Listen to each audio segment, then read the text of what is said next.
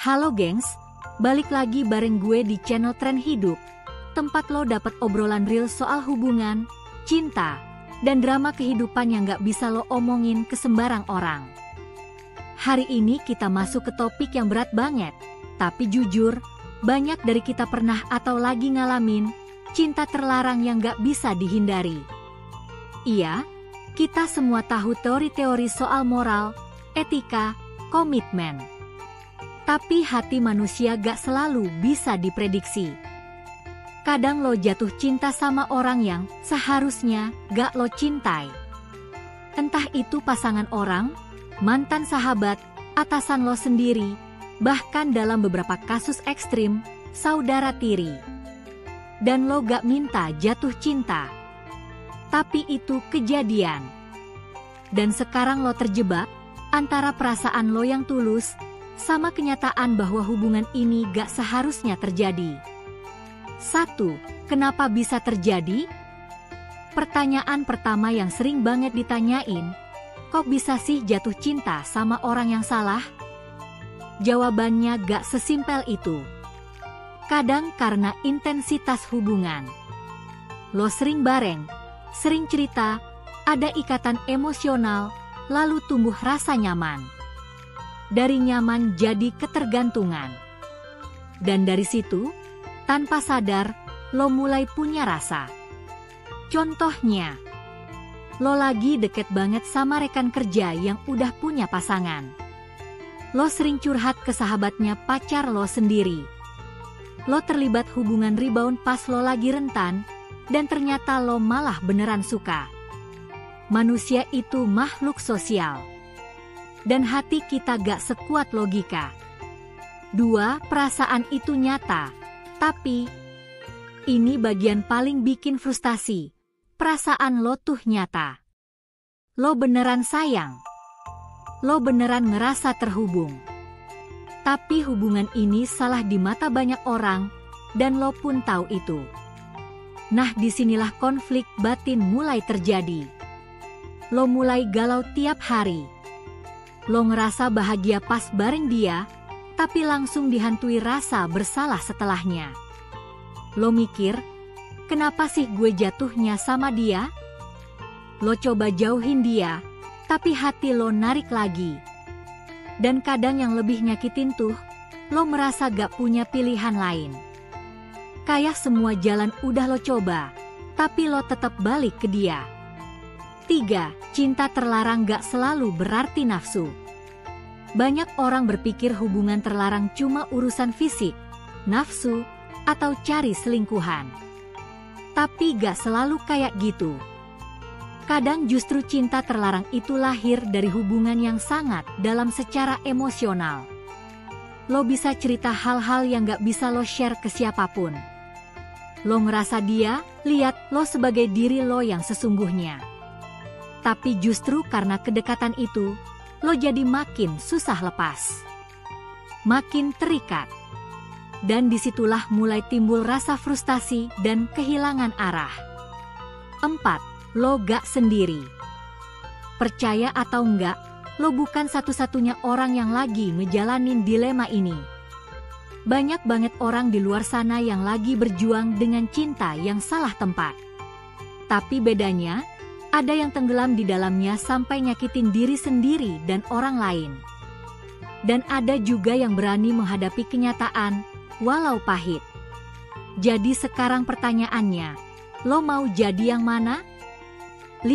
Hadapi, jangan lari. Kalau cinta ini udah keburu masuk terlalu dalam, lo gak bisa pura-pura gak ada apa-apa. Lo harus hadapi. Hadapi perasaan lo. Hadapi realitas situasi. Hadapi dampaknya ke diri lo, ke dia, ke orang-orang sekitar. Karena semakin lo ngelak, semakin lo denial, semakin besar rasa sakit yang bakal lo rasain nantinya. 6. Tanya diri sendiri, layakkah hubungan ini diperjuangkan? Lo harus duduk dan mikir dengan jernih. Hubungan ini beneran cinta? Atau cuma ketergantungan emosional? Ada kemungkinan buat lo dan dia punya masa depan yang jujur dan terbuka? Kalau hubungan ini lanjut, siapa yang bakal lo lukai? Apakah dia bersedia bertanggung jawab dan berjuang bareng lo, atau lo cuma pelarian?